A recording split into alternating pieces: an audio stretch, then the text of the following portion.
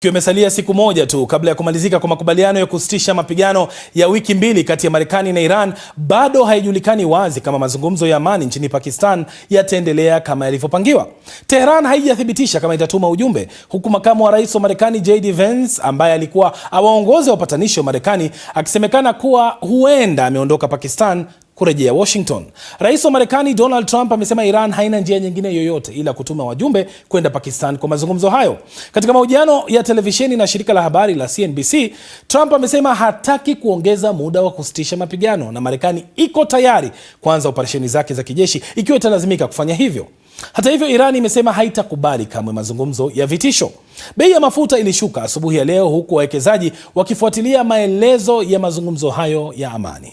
Moja ya masuala makuu ni ufikiaji na udhibiti wa mlango bahari wa Hormuz. Rais wa China Xi Jinping ametoa wito wa kufunguliwa kwa mlango huo, ikiwa ni kauli yake ya kwanza tangu kufungwa kwa njia hiyo muhimu. Akizungumza kwa njia ya simu na mwanamfalme wa Saudia Mohammed bin Salman, Rais Xi Jinping amesema mlango bahari wa Hormuz unapaswa kusalia wazi kwa ajili ya biashara za kawaida kupita, jambo linaloendana na maslahi ya kila nchi katika eneo hilo pamoja na jumuiya ya kimataifa. Mwisho wa nukuu. Jeshi la Iran linasema liko tayari kutoa jibu la haraka na la uhakika ikiwa Marekani au Israeli zitarudia uhasama. Sasa, ili kuelewa zaidi kuhusu hatma ya makubaliano ya kusitisha vita kati ya Marekani na Iran, tuungane na mchambuzi Ibrahim Rabi moja kwa moja kutoka Dar es Salaam, Tanzania. Rabi, siku 10 za usitishaji vita zinakamilika usiku wa kesho Jumatano. Rais Trump anasema haoni uwezekano wa kuongeza muda. Hii inawacha wapi raia wa kawaida wa Iran?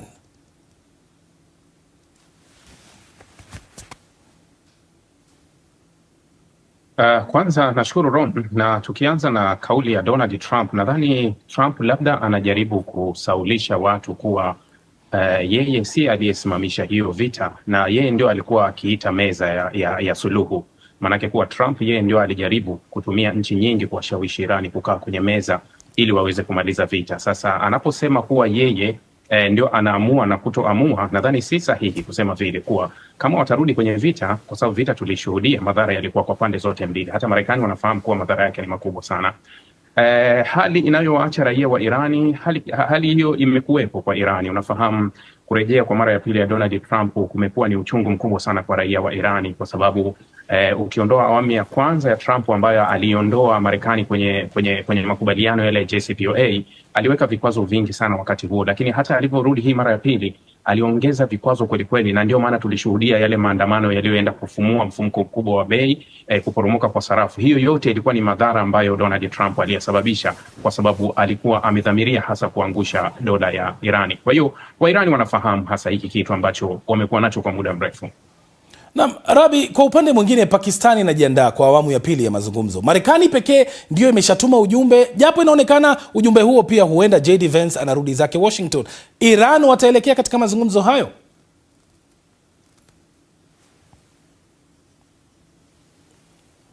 Kumekuwa na mkanganyiko wa hili. Irani wameendelea kudai yale wanayoyadai, kuwa hatuwezi kwenda kwenye makubaliano katika kipindi ambacho tunapokea vitisho kote kote, au katika kipindi ambacho kuna ukiukaji wa makubaliano ya awali, hasa wakizungumzia ile blockade ya Marekani ambayo imezuia meli za Irani na ile ambayo inatajwa kukamata meli za Irani. Sasa wanasema kuwa kwanza Marekani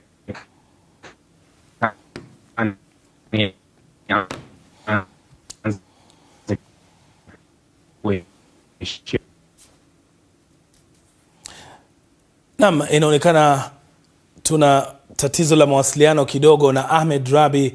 Tutarejea kwake baada ya muda usio mrefu. Iwapo tutampata, tutarejea kwa Ibrahim Rabi. Sasa, haya yote yakiendelea, athari ya vita nchini Iran inaonekana wazi katika maeneo ya mbali. Kwa mfano, watu wanapoteza ajira, kupanda kwa bei ya mafuta na ukosefu wa upatikanaji rahisi wa huduma za mitandao. Lakini licha ya shinikizo la kiuchumi kuongezeka, uharibifu huu ni mkubwa kiasi gani na unamaanisha nini kwa juhudi za kurejesha hali ya kawaida? Ifuatayo ni taarifa ya Iman Mohamed ikiwasilishwa na Leila Mohamed. Kabla ya vita hivyo kuanza, uchumi wa Iran ulikuwa ushazorota.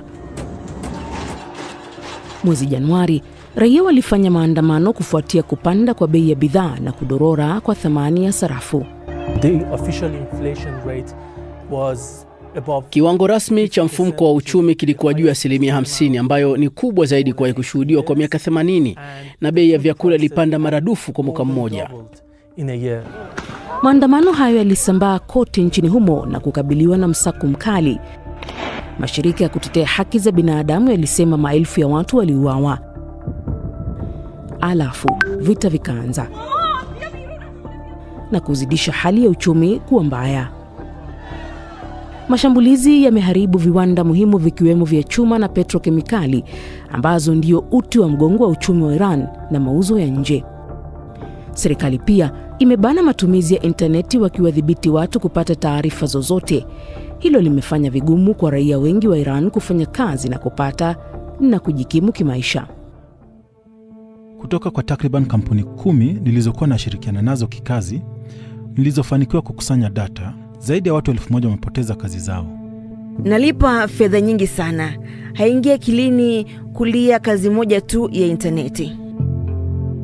Juu ya haya yote, kampuni yetu pia iliwafuta watu kazi na nikajipata kwenye kundi la waliopoteza kazi. Pamoja na ongezeko la ukosefu wa ajira, athari za vita zinaendelea kuathiri uchumi kwa kiwango kikubwa. Kampuni zinafilisika kwa sababu ya uharibifu wote uliosababishwa na vita.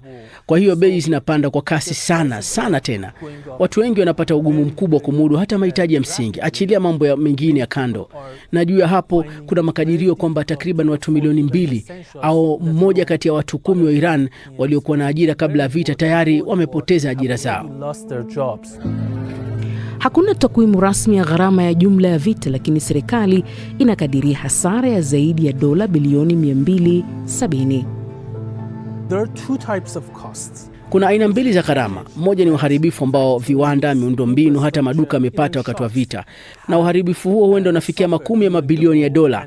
Hivyo unaweza kuwa na zaidi ya mapato ya kila mwaka ya mafuta ya Iran. Na juu ya hilo, mengi ya miundombinu hii, mfano sekta ya petrokemikali na sekta ya chuma ya Iran, viwanda vilivyolengwa huko huenda visirudi tena kufanya kazi kwa angalau miaka 2 ijayo.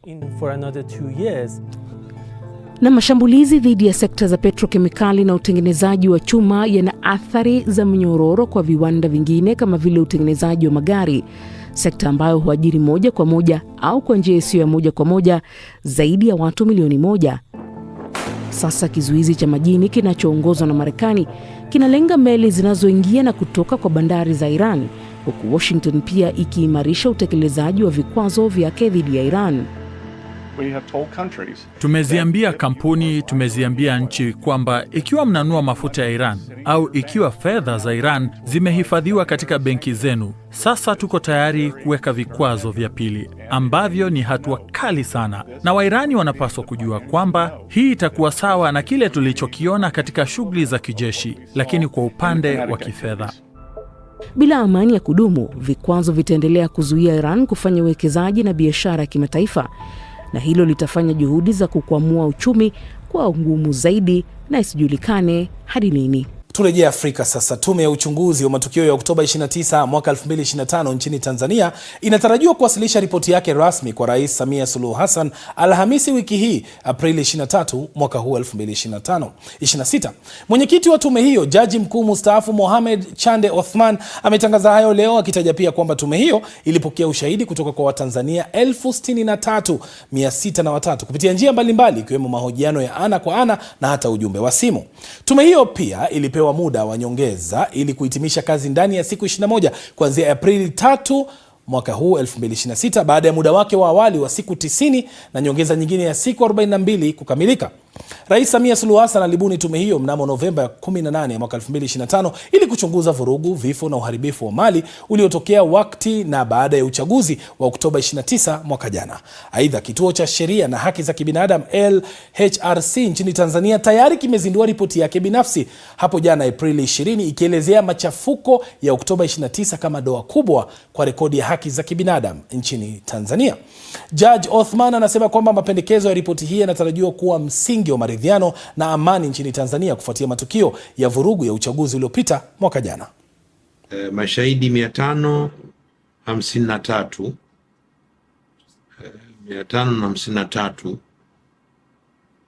wameleta ushahidi kwa njia ya kiapo cha maandishi. Kwa Kiingereza mna kitu tunaita affidavits.